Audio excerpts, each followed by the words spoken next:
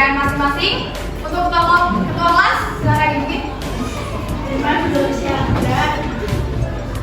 Sebelum memulai pembelajaran, mari kita berdoa dulu. Amin.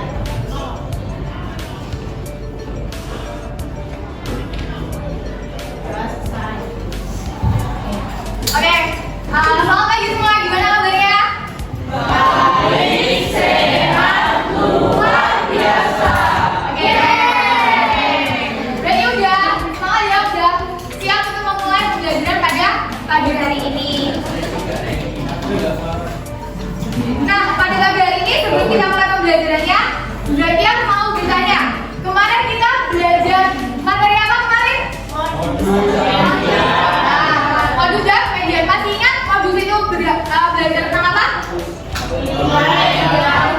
Karena yang paling sering muncul. Kalau median? Oke, kalau median coba sebentar. Kalau median, Adriel, kalau median ada berapa rumus? 2. Rumusnya apa? Ya, 2 rumus itu terkait apa aja? Jadi median itu masih ingat semua ya. Median itu ada 2 rumus. Jadi yang pertama terkait datanya jumlahnya ganjil, sama yang kedua datanya berjumlah genap. Nah sekarang kita akan memulai pembelajaran. Materinya kita lanjutkan. Kemarin kan udah median sama modus. Kita masih belajar terkait ukuran pemusatan data, yaitu kemian atau bisa disebut dengan rata-rata. Nah tujuan pembelajaran hari ini kita akan belajar mengambil 2 tujuan pembelajaran, yaitu melalui pembelajaran problem-based learning. Jadi mampu yang pertama nanti kalian menentukan ukuran pemusatan data atau mean dengan tepat. Jadi rata-rata itu bisa disebut dengan kemian. Nah yang kedua menyelesaikan masalah kontekstual yang berkaitan dengan ukuran pemusatan data atau mean dengan tepat. Nah dari 2 tujuan pembelajaran ini nanti kalian akan berkelompok, susunan kelompoknya ini karena tadi sudah disesuaikan sama kelompoknya dari kelompok kemarin. Nanti kalian berdiskusi untuk membahas suatu permasalahan yang berbagian-bagian, oke? Nah sebelumnya kita coba perhatikan video berikut ini. Dr. Warsono adalah dokter hewan yang terkenal. Pagi ini, ia mengunjungi suatu peternakan domba. Ia ingin memberikan suntikan vitamin untuk domba yang beratnya di bawah rata-rata, agar nafsu makannya bertambah sehingga tumbuh dengan sehat. Karena itu, ia harus tahu berapa berat rata-rata domba di peternakan. Pemilik peternakan baru saja menimbang domba-dombanya. Lalu ia memberikan data yang didapatkan kepada Dr. Warsono. Oke, dari video berikut video tadi apa? Dr. Warsono mau memberikan suntikan kepada domba-domba milik peternak. Nah tadi kan ada permasalahannya domba-domba yang di bawah rata-rata. Jadi ini adalah contoh dari penerapan materi rata-rata di kehidupan nyata. Jadi kalian bisa mencari, tadi kan kita menghitung dulu timbangan berat badan dombanya. Nanti kita ukur, jadi kita cari nilai rata-ratanya. Ketika sudah memiliki nilai rata-rata, nilai di bawah rata-rata itu nanti akan disuntikan oleh vitamin tadi. Nah selain dari pemanfaatan ini, mungkin ada yang sudah bisa, mungkin ada yang menginginkan contoh lain penerapan dari mencari nilai rata-rata. Ada yang bisa? Nah, menghitung nilai rata-rata rapot. Nah, itu juga penting. Jadi kalian misal ini kan 9C. Nanti ketika ada nilai rapot, pasti nanti ada nilai rata-rata kelasnya. Nah, dari nilai rata-rata kelas ini, nanti manfaatnya apa? Kalian jadi tahu. Misal, nilai rata-rata kelas ini 80. Jadi misal, nilai kalian di bawah 80, jadi menjadi panduan kalian untuk rajin belajar meningkatkan nilai kalian. Nah, ketika rata-rata adalah bisa kita sebut dengan kemian. Nah, rata-rata adalah suatu bilangan yang mewakili sekumpulan data. Terdapat rumus untuk mencari rata-rata. Kemarin masih ingat kan, kalau median itu kan juga ada rumusnya. Ada 2 rumus kan kemarin, data ganjil sama data ganjil sama data. Nah, kalau sekarang kalau rata-rata mungkin juga ada 2. Jadi ada data tunggal sama data tunggal berkelompok. Nah, kalau bedanya data tunggal sama data tunggal berkelompok itu apa? Data tunggal itu Misal ada nilai, sebelum semua nilai, tapi langsung misal nilai UTS. Nah langsung 7, 8, 9, 10. Sebenarnya ini data tunggal. Ketika data tunggal berkelompok, nanti biasanya berbentuknya itu tabel. Kemarin kan sudah belajar tentang tabel kan? Nanti ada frekuensinya. Misal ini 7, 8, 9, 10. Nanti ada 10-nya ada 2, 11-nya ada 3. Nah ketika sudah ada pembagian data atau yang sama, nanti mau muncul alamatnya itu kan data tunggal berkelompok. Nah nanti gimana rumusnya? Rumusnya ada 2. Yang pertama data tunggal itu bisa dibaca ya. Data tunggal adalah X bar sama dengan sigma X per N, dimana sigma X itu jumlah semua nilai data dan N itu banyak data. Nah misal ini sigma X jumlah semua data, misalnya ini kan data, jadi kalau sigma X nanti 7 ditambah 8 ditambah 9 tambah 10 dan seterusnya seperti itu. Terus dibagi N itu banyak data, jadi kalau banyak data di sini kalian bisa cari berapa banyak datanya, bagi datanya 8 ya, jadi nanti jumlah dari 8. Nah sama halnya kalau data tunggal berkelompok. Kalau data tunggal berkelompok yaitu sigma X bar sama dengan sigma Xn dikali Fn per sigma X. Nah nanti sama aja, Xn itu nilai atau data ke N dan Fn itu frekuensi ke N, sedangkan sigma X itu jumlah semua data. Misal nanti ini ada datanya, di sini 7, di sini frekuensinya itu 3, berarti sigma Xn, Fn itu perkalian dari data ini kali ini 7 kali 3 sama dengan 21 dan seterusnya seperti itu. Nah, ini kan rumusnya. Mungkin kalau kali ini kita akan belajar diskusi berkelompok. Nah, karena kemarin kan sudah dibagi menjadi kelompoknya masing-masing ya, sesuai dengan hasil tes diagnostik kalian kemarin sudah berkelompok masing-masing. Nah, bisa dibaca ya. Nanti kita akan diskusi secara berkelompok menggunakan KKBD yang telah saya berikan. Nanti saya berikan KKBD. Silakan cermati permasalahan yang diberikan dan diskusikan dan kerjakan permasalahan bersama teman kelompok. Dan nanti salah satu kelompok akan menjadi perwakilan yang presentasikan di depan. Oke? Oke? Oke.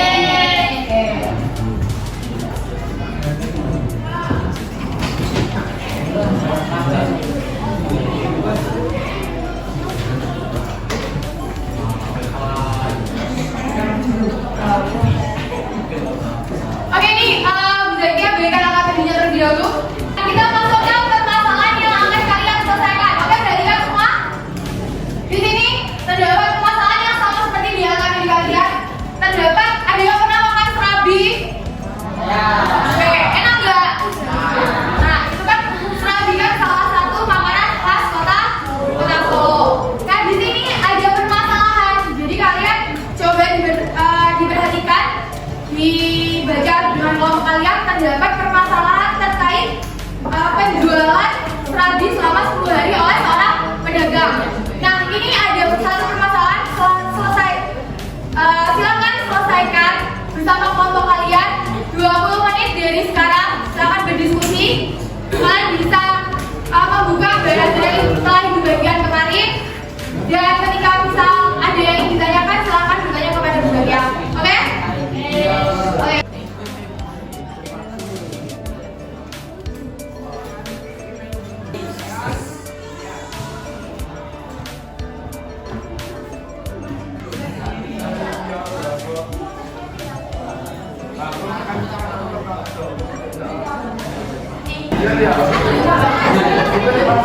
Nah, jadi kelompok 2 kayak Sheila, ya bukan?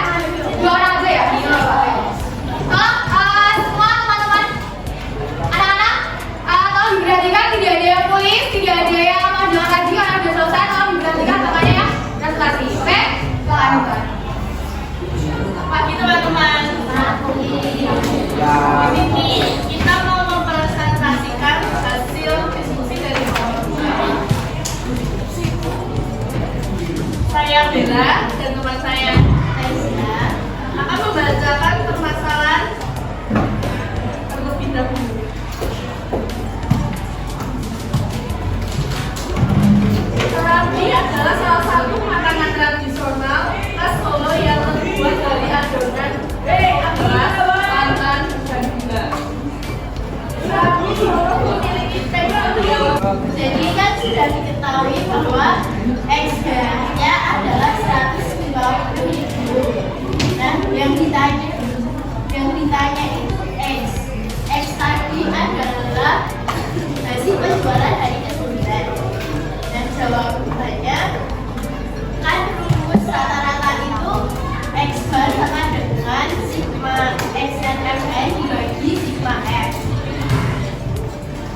tujuannya sudah diketahui 150.000.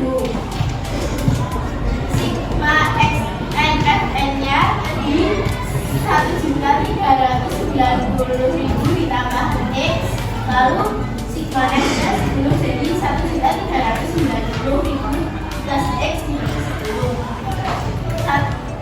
Terus kemudian 1 juta.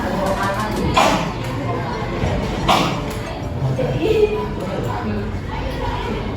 1.500.150 dikali 10 hasilnya 1.390.000 plus X.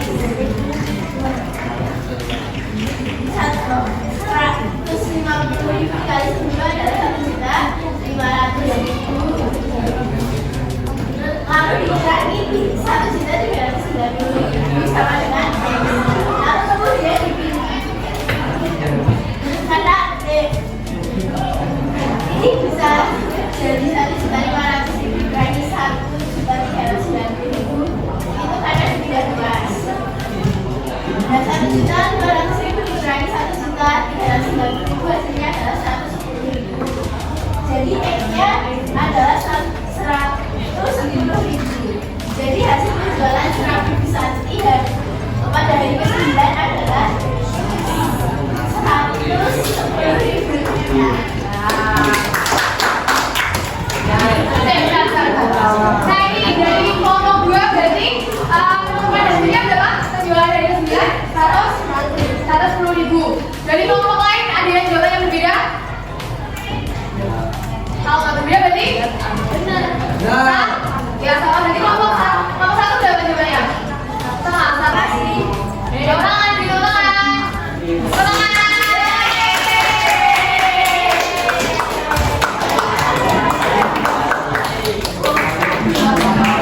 Nah, tadi kita udah pernah mengadakan yang terkait yang ibu berikan. Nah, dari permasalahan tadi berarti apakah dia ditanyakan lagi? Tidak. Tidak ya? Mungkin ibu ulangi lagi untuk lebih melatih pemahaman kalian. Terima kasih tadi kelompok 2 telah mempresentasikan hasilnya. Jawaban kalian sudah benar semua. Terkait permasalahan coba diperhatikan sebentar ya. Tadi kan ada permasalahan serabi yaitu makanan khas Kota Solo. Nah tadi dari hasil penjualan oleh seorang pedagang ya, namanya siapa? Bu Santi. Nah Bu Santi berdasar dari 10 hari beliau menjual serabi gitu ya. Nah dari datanya ini apa? Bentuknya apa? Masih ingat? Apa? Ayo coba siapa ya? Ya coba ya. Nah jangan batang. Nah dari data jangan batang ini dari kelompok 2 tadi dari semua kelompok bisa diubah menjadi tabel. Nah tabel di sini ada hasil penjualan ini bisa jadi untuk menjadikan rata-rata bisa di SN sama aja dengan SN. Nah beda tadi ada data berapa? Nah ternyata ketika di data ada 1, 2, 3, 4, 5. Kita jadi sudah data. Jadi 10 data 100.000 terdapat banyak datanya ada 2. 120.000 banyak datanya ada 2. 150.000 banyak datanya ada 3. 250.000 banyak datanya 2. Dan ini X. Nah X ini apa? Berarti X ini dimisalin sama kelompok 2 lagi. X adalah hasil penjualan dari ke-9. Kayak gambarnya ini yang tampilannya bisa dimisalkan dengan X. X-nya adalah ada 1. Nah, karena ini dari data tunggal apa data tunggal berkelompok? Tunggal berkelompok karena bagian datanya itu ada lebih dari 1, ini ada 1, ini ada 2 dan seterusnya. Nah, karena ini termasuk data tunggal berkelompok, kita menggunakan rumus yang X sama dengan apa? Sigma Xn F plus sigma F. Jadi ini diperkalikan dulu, sudah benar ya tadi semua, kembalikan dan dijumlah. Jumlahnya ada 10, ini ada 1.390.000 tambah X. Jangan lupa ya ada X-nya. Diperoleh ini dari sini mungkin bertanya, ada yang bingung nggak? Wah ini bisa seperti ini dari operasinya. Sudah paham semua? Kalau paham berarti 2. Paham?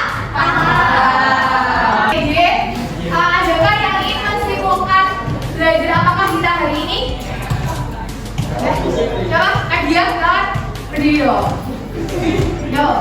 Yo, sama? Dari Kak. Jadi kita belajar apa dari?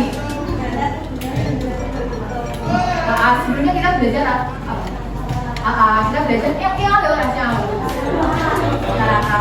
Nah terus rata-rata.